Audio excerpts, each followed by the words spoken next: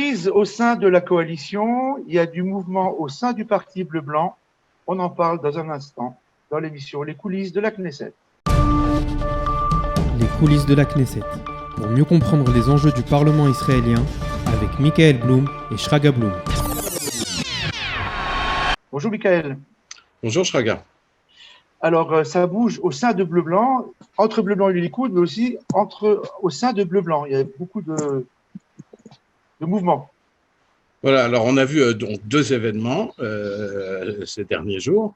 Et d'abord, précisons aux éditeurs, nous sommes tous les deux en confinement, mais en bonne santé. Voilà. Donc, Bleu-Blanc, donc une scission apparente, puisque un ministre démissionne. Alors, on avait eu le ministre des Sciences, Yizhar Shaï, qui avait menacé de démissionner, qui finalement est resté.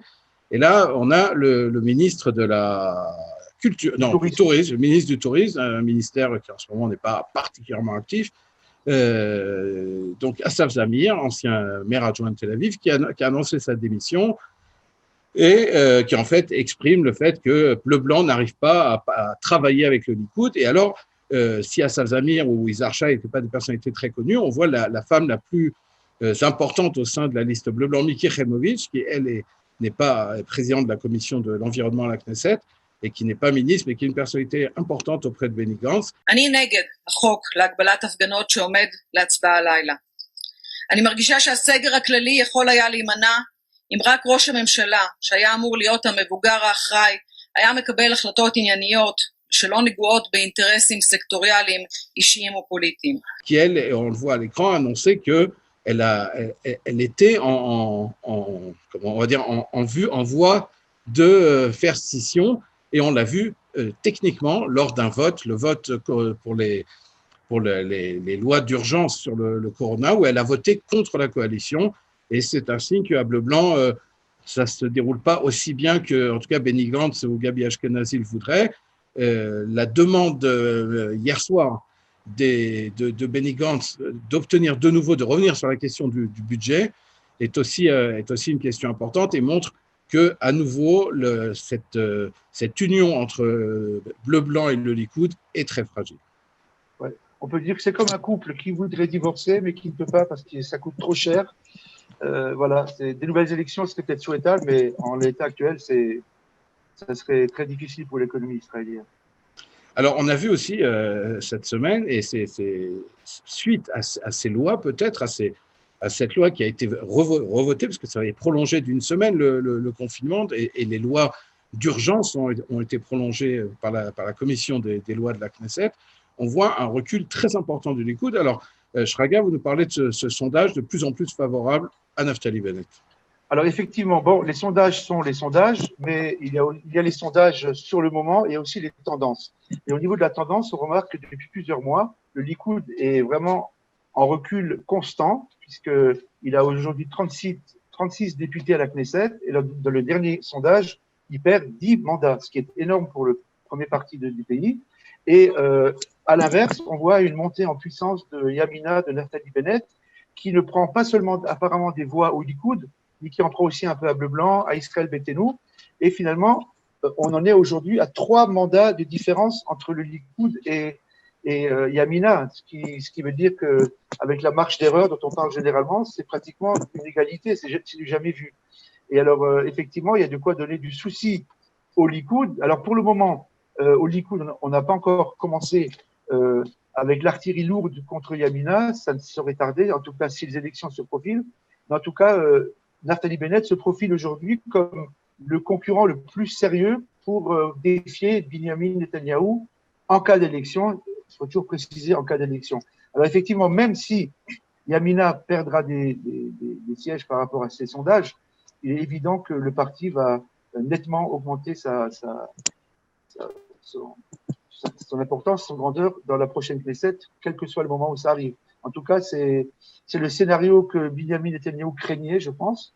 Et en tout cas, dans le graphique qu'on voit sur l'écran, c'est très net que les deux partis sont pratiquement à égalité aujourd'hui. Ce qui est intéressant, c'est de voir que Bennett augmente et le Likoud perd, mais que finalement, la coalition de droite n'est pas plus importante qu'elle l'était lors des précédentes élections. C'est-à-dire les gens quittent le Likoud, sont apparemment fâchés avec les lois sur le confinement. On voit d'un côté le gouvernement qui n'arrive pas à endiguer la vague de contamination au nouveau coronavirus. De l'autre côté, on voit Bennett qui a publié un livre, qui publie énormément sur les réseaux sociaux avec des solutions pour lutter contre la pandémie.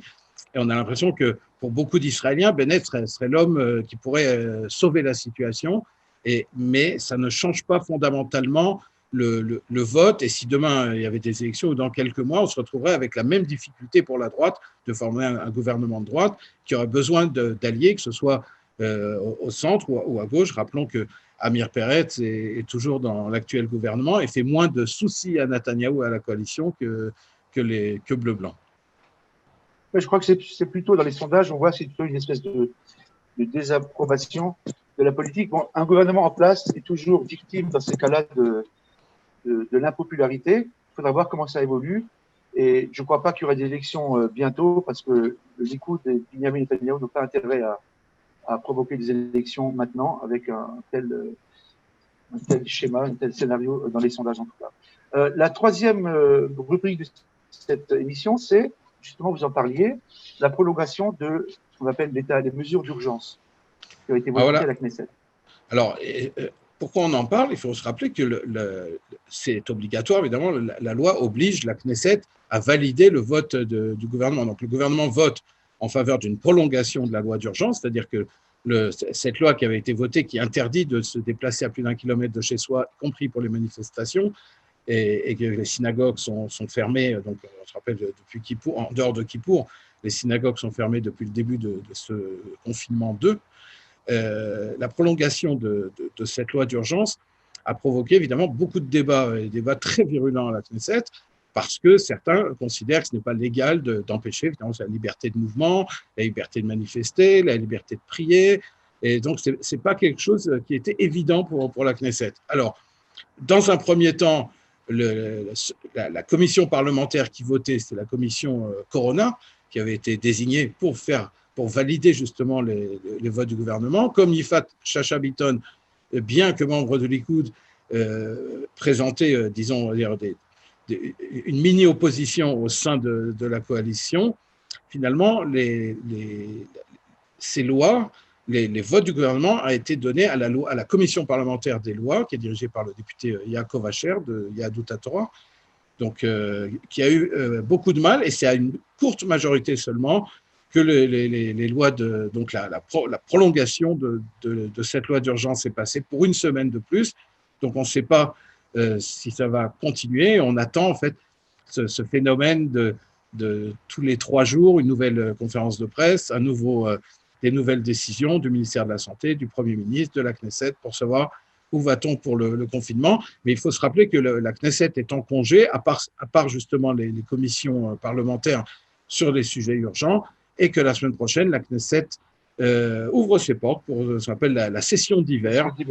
Voilà, et donc de nouveau, les débats pourront reprendre de plus belle. Il y aura du grain à moudre pour nous. Voilà. Vraisemblablement. Alors, Shraga, on va commencer par la rose cette semaine, et là, une rose originale peut-être. Voilà, une rose originale, le chef de l'opposition, Yair Lapid. Pourquoi? Comme vous le voyez sur la photo qu'on vous montre actuellement, Meretz a publié une affiche particulièrement choquante en présentant le ministre de l'Intérieur, Aryeh Deri, et l'ancien ministre de la Santé, Yaakov Litzman, en mettant la légende ils sont Dam al-Rosham, enfin, c'est-à-dire que le sang est sur eux, autrement dit, qu'ils sont responsables de la mort de beaucoup de gens. C'est particulièrement choquant parce que Meretz revient sur une campagne habituelle anti-Haredi, anti-orthodoxe. Et là, Yair Lapid a essayé de s'élever un petit peu en tant que chef de l'opposition en disant on peut avoir des débats et des divergences avec les orthodoxes sans pour autant se rabaisser à des affiches aussi provocantes et choquantes. Et il a dit c'est pas comme ça qu'on résoudra la crise.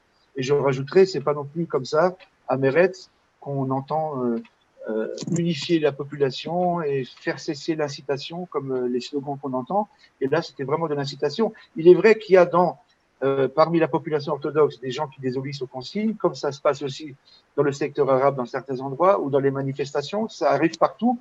Et Meretz, une fois de plus, a voulu focaliser, diriger les projecteurs vers le secteur orthodoxe, et ce qui c'est pas le moment, et c'est choquant, voilà.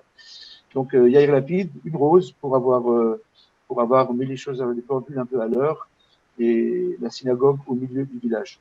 Alors, Michael, le cactus cette semaine? Alors, en fait, c'est un cactus, il y a plusieurs cactus. Le cactus est donné donc aux principaux contrevenants aux consignes du Corona. Alors, on en a beaucoup parlé dans les médias.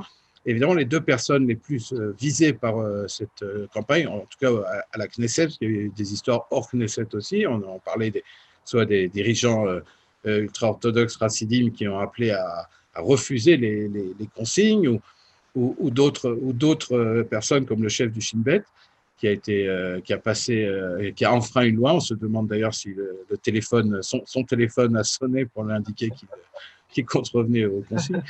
Mais on va parler de deux personnes. Le cactus est donné à Gila Gamliel, ministre de l'Environnement, qui s'est avéré avoir menti, qui a été contaminé au virus et qui a menti lors de l'enquête épidémiologique.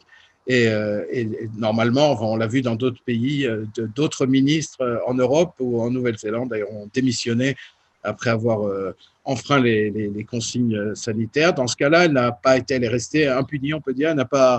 Elle a dit qu'elle paierait l'amende, mais c'est une tâche pour le gouvernement.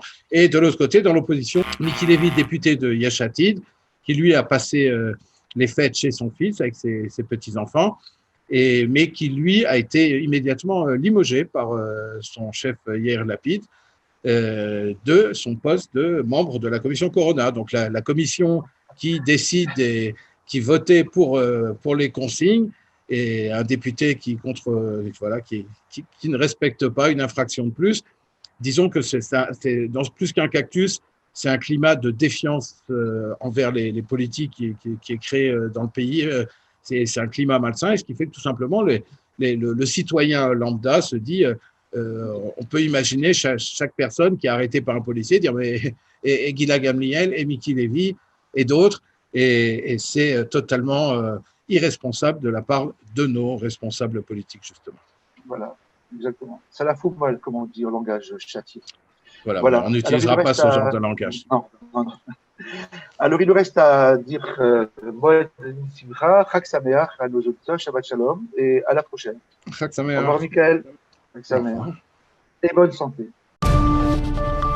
Les coulisses de la Knesset. Pour mieux comprendre les enjeux du Parlement israélien, avec Michael Blum et Shraga Blum.